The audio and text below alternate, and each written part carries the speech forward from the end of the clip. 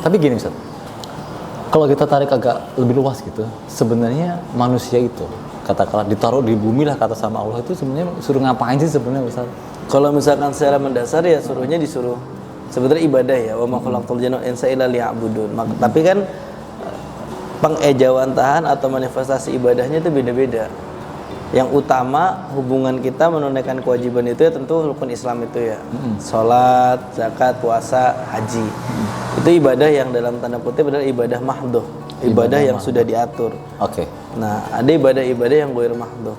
Nah, aslinya misalkan Mas Agung kerja pun atau teman-teman yang nonton video ini kerja misalkan 9 to 5 atau bahkan 7 to 5 gitu.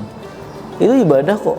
Kalau diniatkan dengan ibadah, makanya sebenarnya esensi hidup yang paling mendasar itu adalah kalau secara kasat matanya aja ya misalkan itu al-quwwah an-namiyah al-harakah, dia potensi untuk bertumbuh dan bergerak. Potensi untuk Bertumbuh dan bergerak. Nah persoalannya adalah kalau hidup kita hanya sebatas tumbuh dan bergerak, kucing tumbuh dan bergerak. Iya. Bahkan pohon pun tumbuh dan bergerak kalau kena angin misalkan. Iya.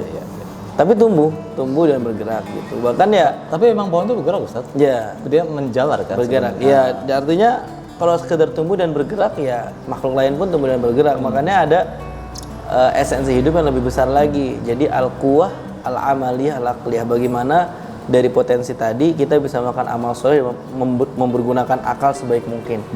Nah inilah yang membedakan manusia dengan makhluk yang lain. Sehingga kalau bisa apapun yang kita lakukan mesti ada nilai investasi akhiratnya. Kerja diniatin ibadah, sedekah dia beribadah. Lalu apalagi misalkan orang tua mendidik anak, ngeluarin tenaga, ngeluarin pikiran, diniatkan ibadah.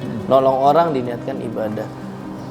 Sehingga bukan hanya sekedar mengeluarkan tenaga tetapi juga ada pahalanya gitu. Jadi itulah esensi hidup secara mendasar ya kalau misalkan dalam pandangan illa liya'budun tadi, untuk beribadah.